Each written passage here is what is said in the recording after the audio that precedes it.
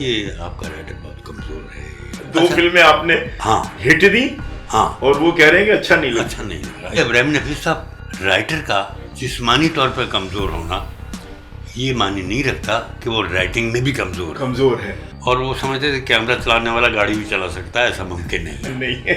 मुझे पता नहीं चला कि ट्राम किस वक्त आई और किस वक्त उसने रख के मुझे फेंका। तो मेरा ये हार्ट टूट गया। ये वाला पुराने जो इंट्रीगर लोग थे जी, इससे पहले भी मेरी जड़ें काटने की कोशिश करते रहे थे, वो फिर कारफरमा हो गए। और इस पिक्चर में उनका रोल बड़ा जबरदस्त था। अच्छा, हीरा पत्थर में। जी जी, एक फिल्म थी आपकी हीरा और पत्थर।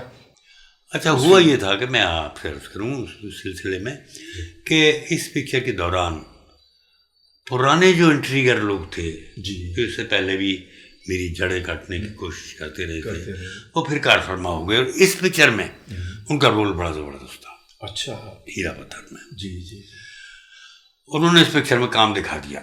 इस पिक्चर को डायरेक्ट भी मैं ही कर रहा था। जी जी जी, वही साहब सोने के चमचा लेके पैदा हुए थे मुंह में, मेरा उनका जोड़ कोई नहीं था। उन्होंने एक बात की, मैंने उस बात का जवाब दिया।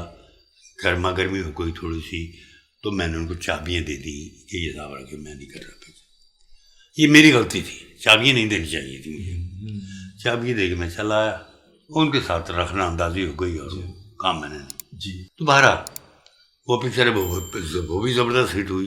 अरमान फिल्म में जो आपकी टीम थी, परवेज मलिक साहब, वहीद मुराद और सोहेल राना गलबन, ये कामयाब टीम के तौर पे ये कैसे इंट्रोड्यूस हुई, यानी कि आपकी ये टीम बन गई? कराची में बड़ी सुपरहिट फिल्म थी। जी हाँ, सुपरहिट। तो ये जरा बताइए सर, मतलब ये इसमें क्योंकि वहीद मुराद साहब फिर दोबारा आपके साथ अटैच हो गए। हम दोनों ही अटैच हो गए एक दूसरे के साथ। मैंने लिखी पिक्चर। वो कैसे गलतफहमी कैसे दूर हुई? मतलब है हमने कोई लड़ाई झगड़ा तो नहीं किया था, चाबी दी थी खाली। चाबी दी थी, उस बाद मैं अलहदा हो गया था उनसे। उसके बाद जब ये लिखवाई उन्होंने ये पिक्चर मुझसे, अरमान, तो इसमें भी कुछ सिलसिले हुए थे। अच्छा, वो कौन लोग थे सर? वो थे, वो अब लोग अब मर चुके हैं, आप क्या करना उनका। नहीं बताइए तो सही ना सर, मतलब कि क्योंकि ये हमारी जो फिल्म इंडस्ट्री है ना सर, इसमें मुनाफकत का जो रोल है ना, ये भरा पड़ा है। वही साहब बहुत डिसेंट आदमी थे, पढ़े लिखे थे, डबल ट्रिपल MA थे। जी हाँ जी हाँ, उनसे कोई गिला वही साहब से भी नहीं है मुझे। आज वो नहीं है इस दुनिया में, लेकिन आज भी मेरे दिल में उनकी इज्जत है, उनके ख़ानदान की इज्जत है, मैं इज्जत करता हूँ उनकी। आम लोग उनको समझ नहीं सकते थे। आम लोगों को वो नहीं समझ सकते थे, आम लोग उन्हें नहीं समझ सके। ये कुछ गड़बड़ हुई थी। ये गड़बड़ हुई थी। गड़बड़ होती है तो इस किस्म की बातें होती हैं। जी सर। बाहर सूरत जो पहले जिन्होंने कुछ रिश्तेदानी की थी, रिश्तवानी, जी हाँ, वो उन्होंने फिर की और उसके बाद वो कारगर रही। और वही साहब ने फिर मेरा नाम भी नहीं दिया था उस पिक्चर के अंदर। तो खैर बाहर वो तो कई गुजरी बातें हैं, लेकिन ये तो खैर सर एक रिकॉर्ड का हिस्सा है। रिकॉर्ड का कि उस फिल्म के राइटर आप थे। और आपने बड़ी ज़बरदस्त स्क्रिप्ट लिखा था, उसके गाने भी हिट हुए थे। वो फिल्म प्लाटिनम जुबली तक पहुंची थी। अच्छा, अब इस फिल्म के बाद फिर कराची में फिल्म का दौर जो है वो चलता रहा या उसमें कोई गड़बड़ हुई? नहीं, और भी फिल्में मैंने की कराची के अंदर। जी हाँ। आखिरी एक पिक्चर बनाई थी मलक नियाज़ी की, उसका नाम था आज़ादी या मौत। हाँ, ये एक फिल्म थी। जी हाँ, फिल्म बनाई थी जी। एक फिल्म बनाई थी अरशद मलिक की, उसका नाम था पराई बेटी। उसमें कमाल और रोजीना थे जी। अफशां एक फिल्म थी, वो की थी जावेद हाशमी की, और फिल्में भी थी। अब सारी फिल्में याद नहीं है। अच्छा सर, फिर आपकी वापसी कैसे हुई लाहौर? कराची के जितने आर्टिस्ट थे वो लाहौर आ गए। मोहम्मद अली साहब के साथ कोई फिल्म नहीं की कराची जब आप कराची? मोहम्मद अली साहब। अच्छा, नहीं की।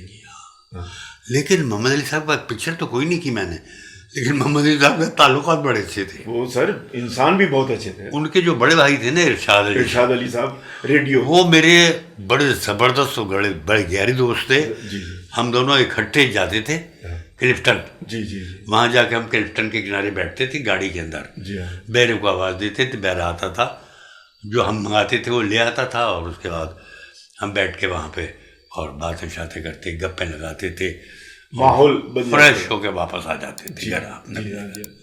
तो मोहम्मद अली साहब से वहाँ पे फिर टाकरा तो होता होगा ना कि टाकरा मोहम्मद अली साहब जहाँ सेट पे होते थे, जाओ उसको बुला के लाओ, तो मैं जाता था वहाँ। हाँ, उनका एक अपना स्टाइल था। उसके बाद ये हुआ कि आहिस्ता आहिस्ता आर्टिस्ट वहाँ के यहाँ आ गए, रोजीना भी आ गई, फलां भी आ गए, सारे आ गए, तो वहाँ पे काल पड़ गया वहाँ पे। तो अच्छा, तो सन 74 में जी जाफर शाह साहब तशरीफ लाए, इनके साथ में असिस्ट भी किया है मैंने। जी। तो जानते थे पहले के, तो वो उसके बाद उन्होंने कहा यार पिक्चर लिखनी है मेरी, चल। तो मैं उनके साथ यहाँ आया था। जी। इज्जत उनकी एक पिक्चर थी, वो मैंने लिखी थी। इज्जत की दोनों बहनें थी, संगीता और। अच्छा, यहाँ से फिर आप रिजवी फैमिली जो है, तैयब रिजवी साहब के साथ आप अटैच हो गए। वो हुआ ये था कि यहाँ आने के बाद मुझे पिक्चर मिल गई। लाहौर आने के बाद पिक्चर क्यों मिली कि हमारे कराची की खातून थी महताब बानो। जी। 2 हीरोइन थी उनके पास, एक संगीता बेगम, एक कविता बेगम। जी हाँ। तो वो यहाँ पे काम उन्हें मिल गया था, काम वो कर रही थी फिल्मों में, बहुत आला दर्जे की खातून है वो। जी। महताब बानो जिनका नाम है, और बहुत मेहनती, जी, घर बार को समझने वाली, बच्चों को समझने वाली, ऐसे अच्छी खातून। तो वो कहने लगे अरे इकबाल रिजवी तुम आ गए इधर? मैंने कहा जी हाँ जी आ गया हूँ, हमारी एक पिक्चर करोगे? तो मैंने कहा जी करेंगे बराबर। खैर वो घर ले गई मुझे अपने गुलबर्ग 3 में। वहाँ पे उन्होंने मुझे कहा कि अब तुम आइडिया सुनाया उनको, ये भाई देखो 2 हीरो ने 2 हीरो, ये ऐसे ऐसे। मैंने कहानी सुनाई, कहानी उन्हें पसंद आई, तो मैंने कहा कि अब हीरो की मैंने किसे ले, वहीद को ले लो, शाहिद को ले लो। तो वही साहब ने एक दिन काम किया मेरे ख्याल से। अच्छा।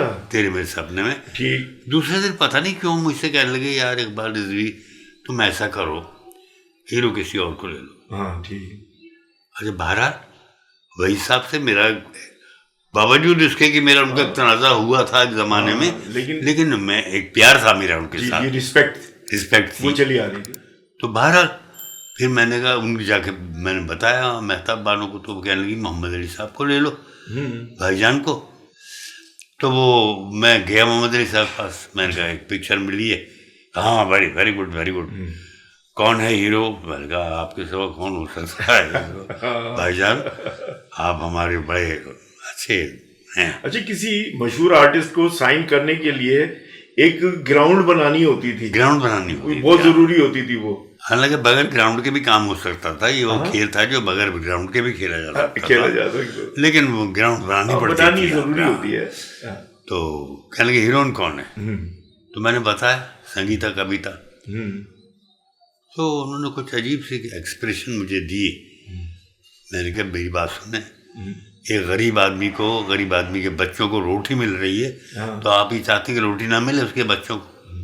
मैंने कहा आपकी बुनियाद पे भी रोटी मिलेगी मुझे, आप होंगे तो रोटी मिलेगी मुझे। और उन्हें ये पता था कि इसके कान बड़े पक्के हैं, बड़े हैं। मैंने कहा कि अली भाई ये फासला न रखें, ये रोमांटिक सीन है। मैंने कहा ये भाई बहन का सीन नहीं है, ये सीन हीरो का है। सैयद तैयब रिजवी साहब बहुत आला नस्ल के प्रोड्यूसर थे वो, उन्होंने हमें वहाँ ले जाना मुनासिब नहीं समझा कराची। अच्छा। कि वो इस किस्म की हरकतें करते थे। तो नावल फिल्म तो नहीं होती, लेकिन फिल्म के लिए नावल था वो। अच्छा, सागर सिद्दीकी के साथ आपने मतलब वक्त भी गुजारा था? वो इतने अच्छे और इतने प्यारे आदमी थे, वो शायर थे।